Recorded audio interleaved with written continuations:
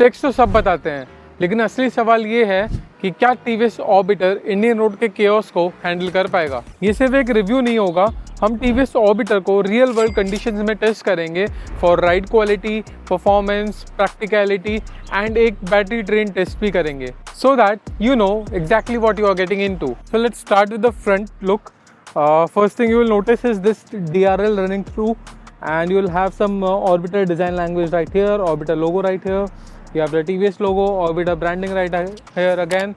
Then you have the headlamps here, and this is something which I really like the most about TVS scooter. They give this wind deflector visor on their scooters, and in terms of design, if you look at it, it is very flat, boxy, and you will see this triple color tone right here.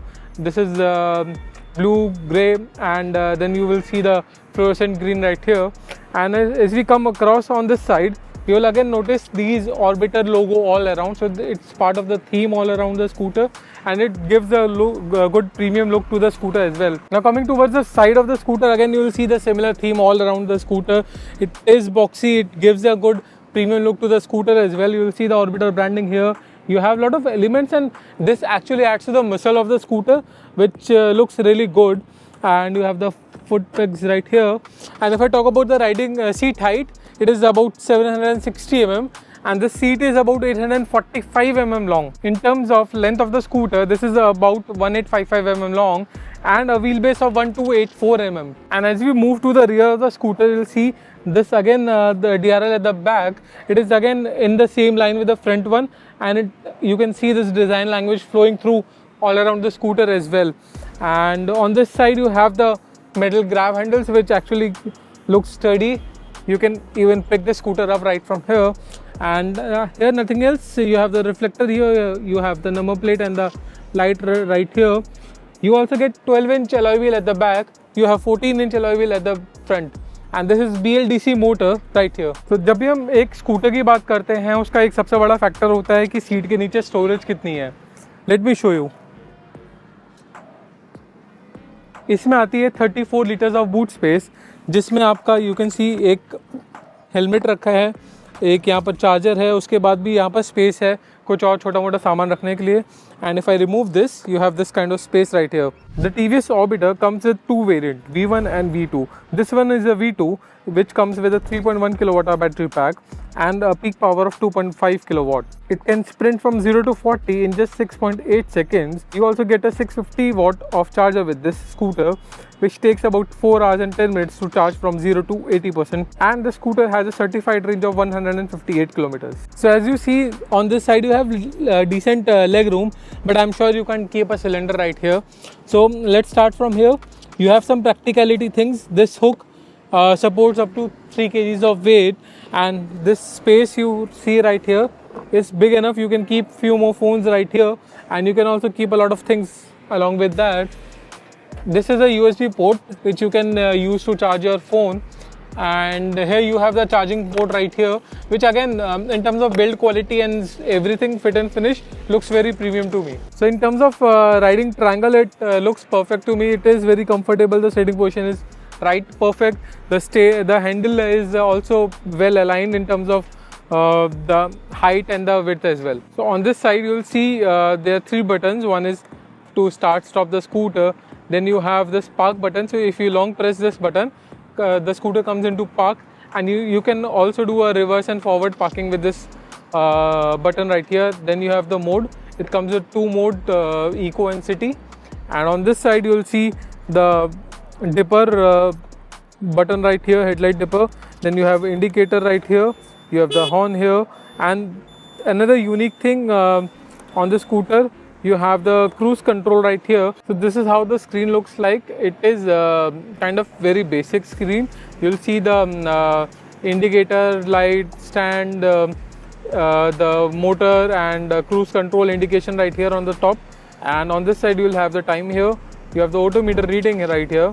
You can press this mode button to change your trips, trip A, trip B, and you can also see the DTE, which is basically your range of the scooter. You have the speed right here, and just below that you can see the mode, eco and city. It has 2 modes. Then you have the battery here. So right now it's 21% charged, and this is where you see the regen mode. To access the other features of the screen right here, you can use the TVS app. So I hope you guys are enjoying the video.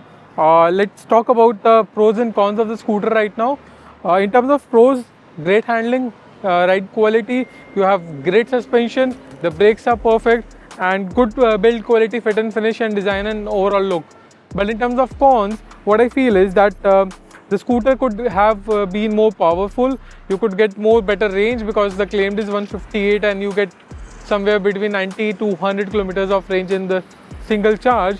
And in terms of balance, little bit of balance is missing at some times. What I feel is, especially at the high speed, so that can be improved in the scooter.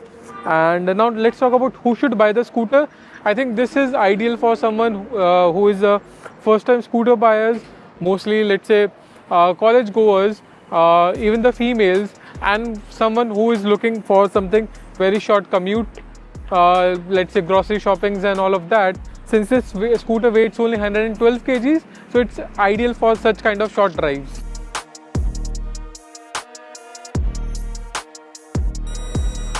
Now let's go for a ride. So I have had this scooter for a fair bit of time now, and I've done decent driving as well. We are still in between the range test, so we still have 26% of battery with 30 kilometers of DTE. And these kind of this is I think the highlight of the scooter.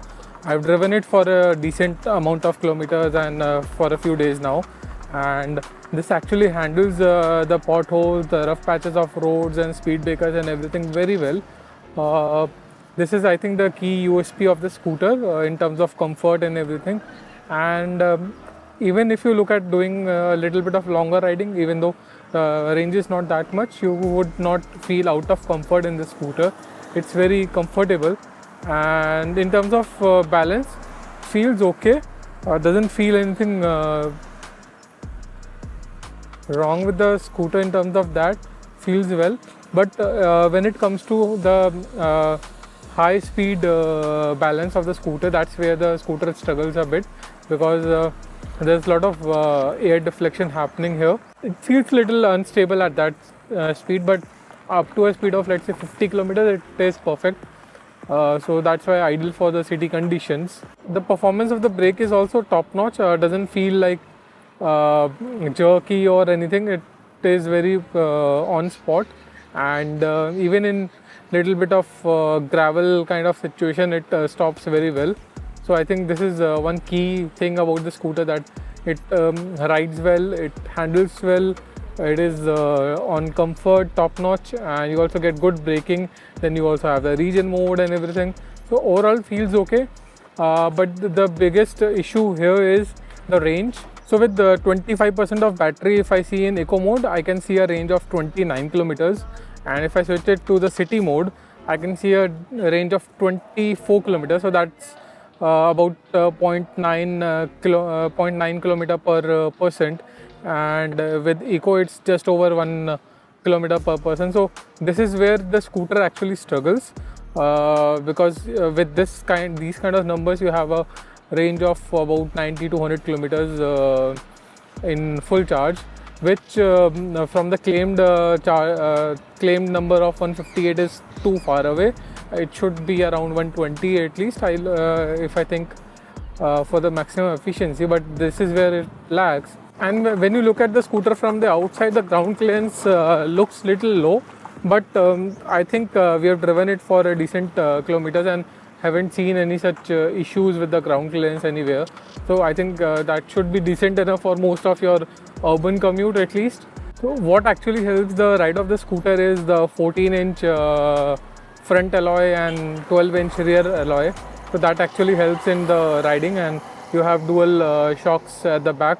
So again, adding to the comfort, and the seat is also big enough, one of the largest seat I would say in the segment, at 845 mm. So it is long, comfortable, and it can take these speed breakers with ease. So when you ride the scooter, you can also hear little bit of whining noise from the motor on this, and in terms of vibrations, little bit of vibrations would transfer to the ride, but very less. Instead of driving the scooter for over 90 to 100 kilometers in a single day just to test the real world range, we decided to ride it over a few days through various activities, just like a real owner would ride it in different conditions and situations. We found that Orbiter V2 gives an output of 0.85 kilometers per percent, that is close to 85 kilometers on a city mode, whereas with mixed drive we found it to be around 0.95 to 1.05 kilometer per percent, that is again about 95 to 105 kilometers with a mix of eco and city. From the estimations above, if you ride it in just eco mode, it should give an efficiency of about 1.1 to 1.2 kilometers per percent, that is about 110 to 120 kilometers of range.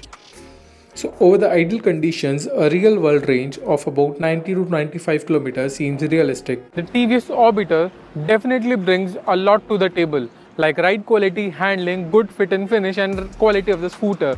But the concern here is the claimed range is 158 kilometers, but we have got somewhere between 90 to 100 kilometers in the real world test. If this helped you decide, hit that like button and share this video with someone who is considering going electric. Till then, don't forget to subscribe.